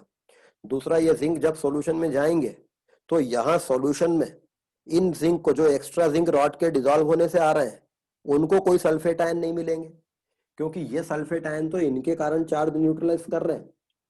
इस जिंक का एनायन कोई है ही नहीं मीडियम में। This is the beaker. मतलब इस रॉड पे टेक्निकली, थ्योरेटिकली नेगेटिव चार्ज है, मगर इसके आसपास कैटायन एक्यूमुलेट हो चुके हैं। ये जो जिंक आयन इस रॉड के आसपास एक्यूमुलेट हो गए हैं, ये यहां से इलेक्ट्रॉन को जाने ही नहीं देंगे।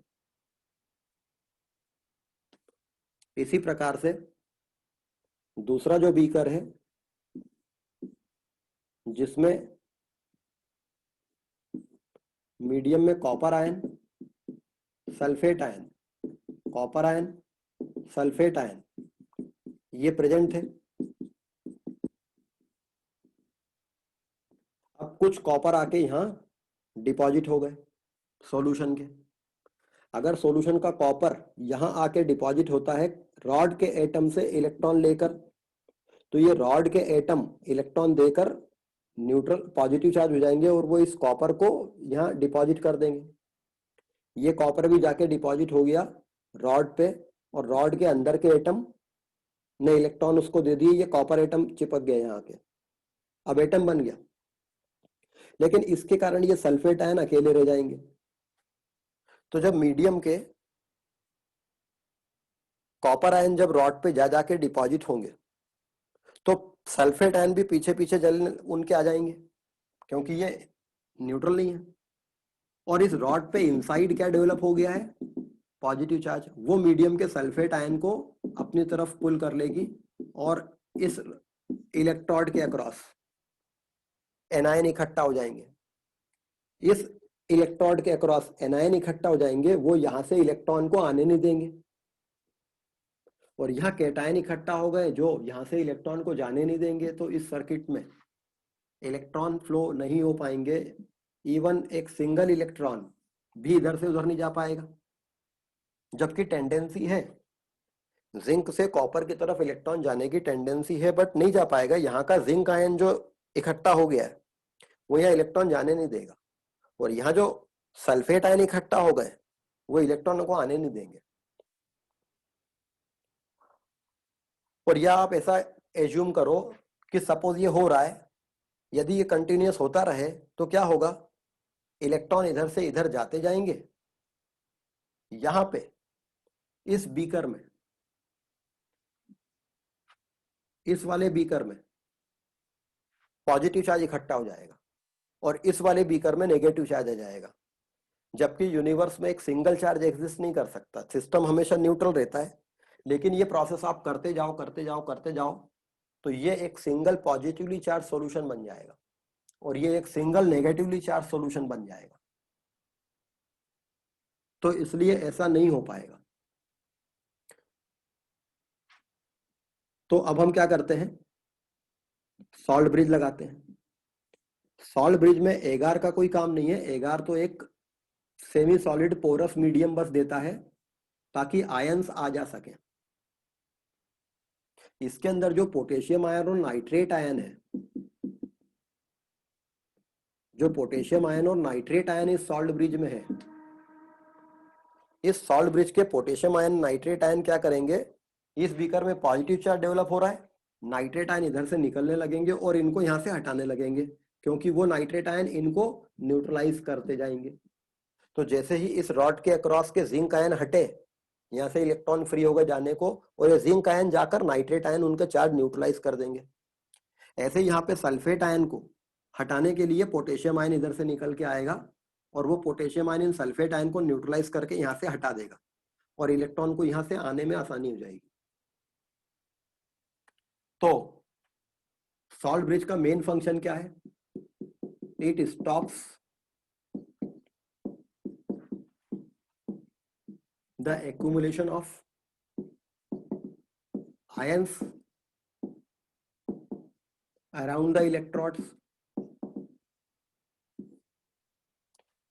सॉल्ट ब्रिज इलेक्ट्रोड्स के आसपास आयंस के एक्यूमुलेशन को स्टॉप करता है।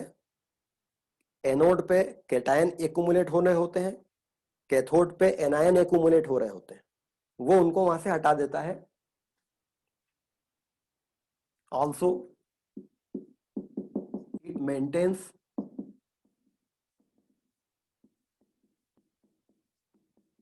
electrical neutrality in the solutions.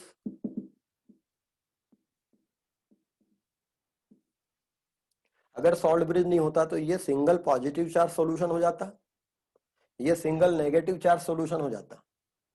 But sulphate ion जो एक्स्ट्रा हो गए हैं उनका पोटेशियम आके न्यूट्रल करेगा, जिंक आयन जो रॉड के डिसॉल्व होने से आ रहे हैं उनको नाइट्रेट आयन न्यूट्रल करेंगे।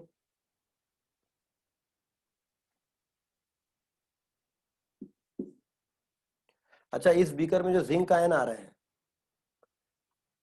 नाइट्रेट आयन इधर से निकलेंगे तो ये जिंक आयन यहां से हटके यहां से इकट्ठा होने के बजाय मीडियम में आएंगे और मीडियम में नाइट्रेट आयन से न्यूट्रल होने लग जाएंगे। न केवल सॉल्ट ब्रिज में नाइट्रेट आयन आकर इन जिंक को न्यूट्रल करेंगे, बल्कि इस मीडियम में जो एक्स्ट्रा जिंक है वो इस सॉल्ट ब्रिज में जाने लगेगा और जाकर आफ्टर सम टाइम वो इधर पहुंचेगा और यहाँ के जो एक्स्ट्रा सल्फेट है वो भी इधर जाएंगे। मतलब वो इधर जो एक्स्ट्रा जिंक हो रहे हैं उनको इधर जाने के लिए एक पैसेज दे देगा और इधर जो सल्फेट एक्स्ट्रा है उनको इधर जाने के लिए एक पैसेज दे देगा, but it will take some time. तो शुरू में तो nitrate ion potassium ion neutralisation चालू कर देंगे, तब तक जिंक इधर का इधर और सल्फेट इधर का इधर भी आने लग जाएगा। तो it provides a passage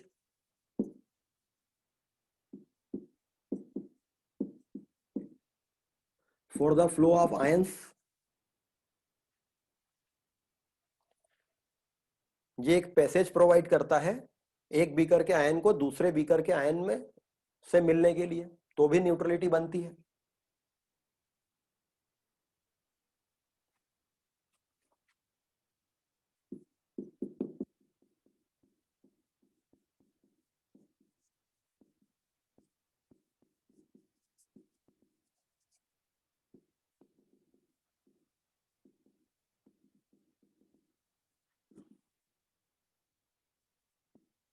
It connects the two solutions electrically without mixing them. ये दो सॉल्यूशंस को इलेक्ट्रिकली जोड़ देता है बिना उन दोनों सॉल्यूशन को मिक्स किए। अगर आपने इन दोनों सॉल्यूशन को मिक्स कर दिया होता तो redox reaction in single beaker हो जाती। अगर आप ये बाउंड्री हटा दें तब तो वो redox reaction in a single beaker बन जाएगी। वही तो हम अवॉइड करना चाह रहे हैं। तो आपको दोनों सॉल्यूशन को अलग भी रखना है, लेकिन दोनों को इलेक्ट्रिकली कनेक्शन भी चाहिए न्यूट्रल होने के लिए। तो it connects the two solutions electrically without mixing them.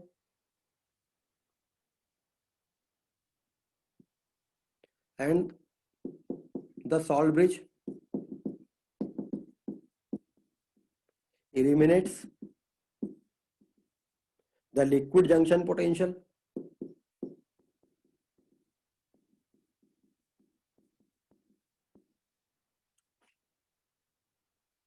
it eliminates liquid junction potential। इस पॉइंट को बाद में डिस्कस करेंगे। Salt bridge liquid junction potential को खत्म करता है। लिक्विड जंक्शन पोटेंशियल क्या होता है पहले वो देखेंगे, उसके बाद देखेंगे कि salt bridge liquid junction potential को कैसे खत्म करता है। तो these are the functions of salt bridge. तो सॉल्ट ब्रिज में कोई स्ट्रॉन्ग इलेक्ट्रोलाइट लिया जाता है एक पोरस मीडियम में। ये स्ट्रॉन्ग इलेक्ट्रोलाइट के एनायन एक बीकर में आकर उसको न्यूट्रल करते हैं, कैटायन एक बीकर में आकर उसको न्यूट्रल करते हैं। इस बीकर के कैटायन इधर जाने लगते हैं, इस बीकर के एनायन इधर जाने लगते हैं वाया सॉल्ट ब्रिज। तो this is the function and the purpose of salt bridge.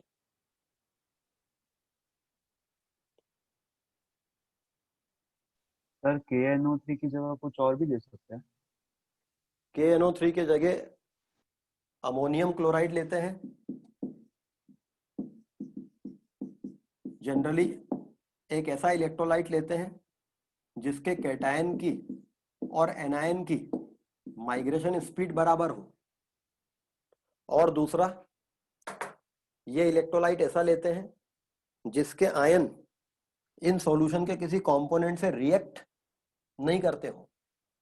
जैसे मान लो ये सिल्वर इलेक्ट्रोड होता और तुमने यहाँ सिल्वर नाइट्रेट लिया होता और तुमने सॉल्ट ब्रिज में अमोनियम क्लोराइड ले लिया होता, तो जो अमोनियम क्लोराइड का क्लोराइड आयन है वो AgCl का प्रेसिपिटेट बना के सॉल्ट ब्रिज को चोक कर देता। तो इसलिए ऐसा इलेक्ट्रोलाइट नहीं लेंगे जो कुछ प्रेसिपिटेट वगैरह फॉर्म कर देता हो। जनरली पोटेशियम नाइट्रेट या अमोनियम क्लोराइड लेते हैं। और कोई डाउट इसमें?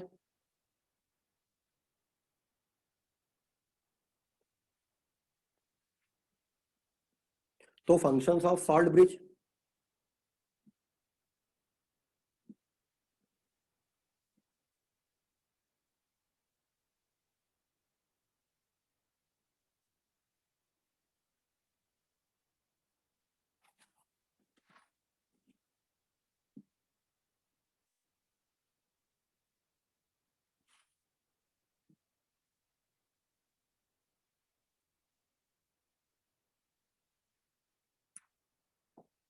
तो हमने देखा है गैल्वेनिक सेल क्या होती है और गैल्वेनिक सेल कैसे काम करती है।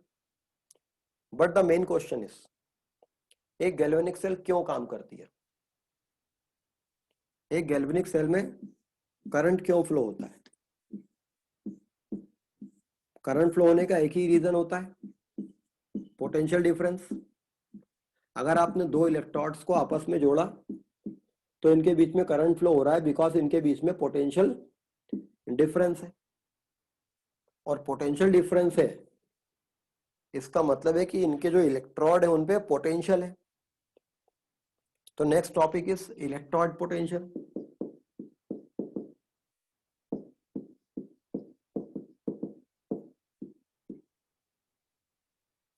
एक गैल्वेनिक सेल कैसे काम करती है, क्यों काम करती है? एक गैल्वेनिक सेल में करंट क्यों फ्लो होता है? क्योंकि इलेक्ट्रोड्स पे पोटेंशियल डिफरेंस रहता है और दोनों इलेक्ट्रोड्स के बीच में पोटेंशियल डिफरेंस है, मतलब इलेक्ट्रोड्स पे पोटेंशियल है और वो पोटेंशियल इक्वल नहीं है। इस इलेक्ट्रोड पे कुछ पोटेंशियल है सपोज E1, इस इलेक्ट्रोड पे कुछ पोटेंशियल है सपोज E2। तो इनके बीच में डिफरेंस है, इसलिए करंट फ्लो हो रहा है। तो electrode potential, whenever a metal rod is dipped into its own ion solution, एक इलेक्ट्रोड क्या होता है? एक मेटल की रॉड अगर अपने खुद के आयन के कांटेक्ट में रहती है, अभी तक हम इलेक्ट्रोड कैसे बना रहे थे? जिंक की एक रॉड को जिंक आयन के कांटेक्ट में रख के, कॉपर की एक रॉड को कॉपर आयन के कांटेक्ट में रख के। तो whenever a metal rod is dipped into its own ion solution, then it is called an electrode. जब भी एक मेटल की रॉड को उसके आयन के कांटेक्ट में रखा जाता है, इस इलेक्ट्रोड पे कुछ पोटेंशियल आ जाता है। This potential is called electrode potential. Whenever a metal rod is dipped into its own ion solution, then it acquires some potential called electrode potential. मगर ऐसा होता क्यों है कि इसके ऊपर कुछ पोटेंशियल आ जाता है? What is the reason for existence of this potential over the rod? Suppose आपने एक मेटल की रॉड को एक मेटल आयन के सॉल्यूशन में रखा, या सपोज प्योर वाटर में रखा। मेटल की एक रॉड को आपने प्योर वाटर में डिप किया। Metal will have a tendency to lose some electron and will go into the solution. Metal की इस टेंडेंसी के कारण, ऑब्वियसली ये अलग अलग मेटल के लिए टेंडेंसी अलग अलग होगी, जिसको आप इलेक्ट्रो पॉजिटिविटी कहते हो उस मेटल की। तो अल्कली मेटल ज्यादा इलेक्ट्रो पॉजिटिव होंगे, अल्कलाइन अर्थ मेटल कम इलेक्ट्रो पॉजिटिव होंगे, डी ब्लॉक एलिमेंट और कम इलेक्ट्रो पॉजिटिव होंगे। लेकिन मेटल की एक रॉड को अगर आपने उसके अगर प्योर वाटर में डिप किया, तो मेटल कुछ इलेक्ट्रॉन लॉस करके सॉल्यूशन में जाएगा और ये रॉड इलेक्ट्रोड पर ही रह जाएंगे और ये मेटल आयन सॉल्यूशन में जाएगा। बट यहां उसको काउंटर आयन नहीं मिलेगा। अभी हम सिंगल इलेक्ट्रॉड ले रहे हैं, सॉल्ट ब्रिज नहीं लगा रहे हैं, तो उसको उसका काउंटर नेगेटिव चार्ज नहीं मिलेगा, तो ये वापस आ जाएगा। ये मेटल रॉड पे इलेक्ट्रॉन छोड़कर गया, वापस आ जाएगा, या तो इलेक्ट्रॉन लेकर वापस से मेटल बन जाएगा, या इस रॉड के इंटरफेस पे आके चिपक जाएगा इस रॉड से। तो ये metal ion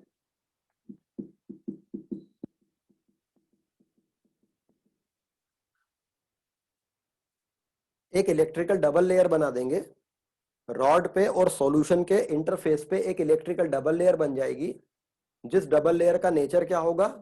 inside the rod negative, outside the rod positive. इस टेंडेंसी के कारण मेटल आयन की सॉल्यूशन में जाकर इस टाइप की इलेक्ट्रिकल डबल लेयर बना देने की टेंडेंसी, ये कहलाती है सॉल्यूशन प्रेशर।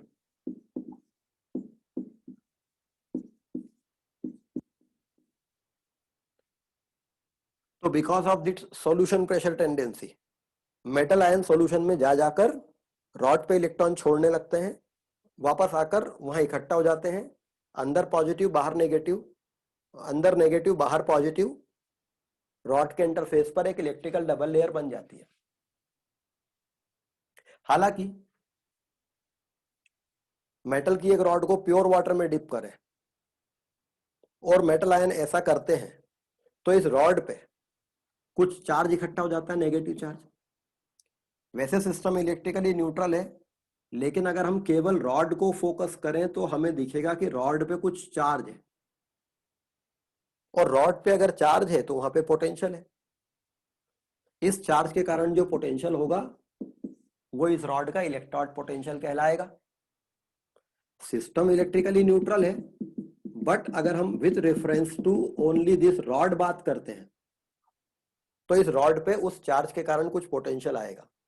वो पोटेंशियल को आप मेजर कर लो, work done in bringing the unit positive charge from infinity to this point, वो इस रॉड का पोटेंशियल है।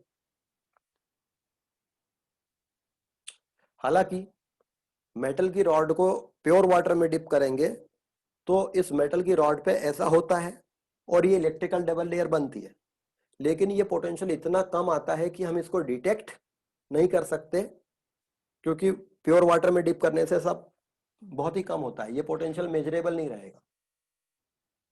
लेकिन अगर आपने मेटल की एक रॉड को उसके खुद के आयन के कांटेक्ट में रखा है, तब ये अलग बात हो जाती है।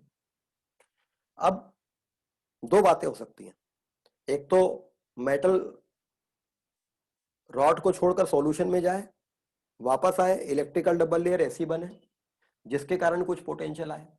उल्टा भी हो सकता है, सॉल्यूशन का मेटल आयन रॉड पर आए और रॉड पे जो एटम प्रेजेंट है उनसे इलेक्ट्रॉन लेकर उनको इलेक्ट्रॉन डेफिशिएंट करके खुद मेटल के फॉर्म में वहां डिपॉजिट हो जाए न्यूट्रल होके। बट अगर सॉल्यूशन का मेटल आयन अगर रॉड पे जाकर डिपॉजिट हुआ तो उन मेटल आयन के जो एनायन है वो पीछे पीछे चले आएंगे और वो इसके अक्रॉस इकट्ठा हो जाएंगे, अभी बताया था। अब की बार इस रॉड पे फिर चार्ज इकट्ठा हो गया अगर सिर्फ रॉड को देखें तो, but this time the nature of electrical double layer is opposite, rod के अंदर पॉजिटिव बाहर नेगेटिव है सॉल्यूशन तरफ। इन एनी केस ये वाली टेंडेंसी हो चाहे ये वाली टेंडेंसी हो, this tendency is called osmotic pressure.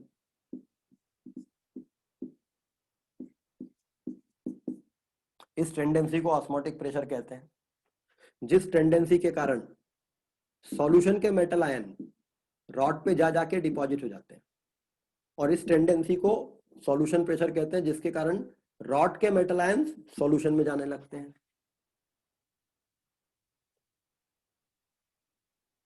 अब अगर solution pressure greater than osmotic pressure हुआ तो ये हो जाएगा, solution pressure greater than osmotic pressure हुआ तो ऐसा हो जाएगा, osmotic pressure greater than solution pressure हुआ तो ये हो जाएगा। बट इन एनी केस अगर सिर्फ रॉड को देखें, सॉल्यूशन को न देखें, तो that rod has acquired some potential, that potential developed on that rod is called its electrode potential.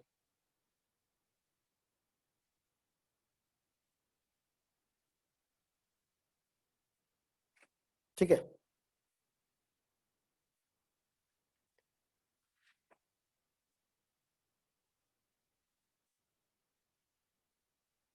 अच्छा ये जो पोटेंशियल आया है, ये वाला आया हो चाहे ये वाला आया हो, जब हम मेजर करेंगे तो इसकी वैल्यू सपोज आई 0.5 वोल्ट और इसकी भी वैल्यू आई 0.5 वोल्ट, तो अगर हम बताते हैं कि एक इलेक्ट्रोड का इलेक्ट्रोड पोटेंशियल 0.5 वोल्ट है,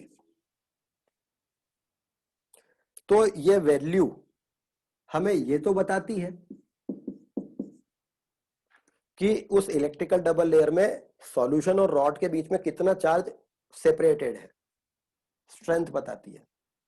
बट वो हमें ये नहीं बताती है कि उस इलेक्ट्रिकल डबल लेयर का नेचर क्या है, अंदर नेगेटिव बाहर पॉजिटिव या अंदर पॉजिटिव बाहर नेगेटिव।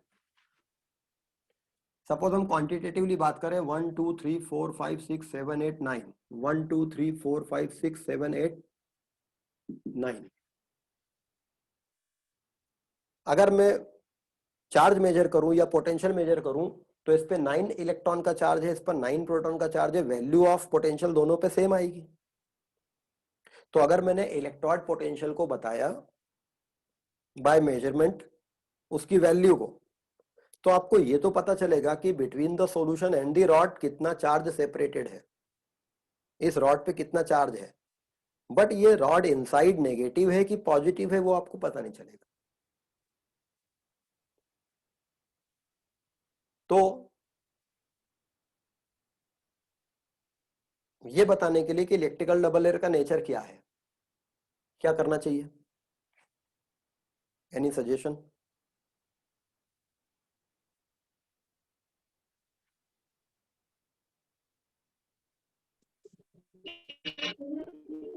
सर बाहर का या अंदर का, मतलब से प्लस या माइनस मान ले कि बाहर ज्यादा अंदर कम, तो अपन एक साइन कन्वेंशन लेके चले, प्लस या माइनस के साथ कुछ करें, ऐसे बताना मुश्किल।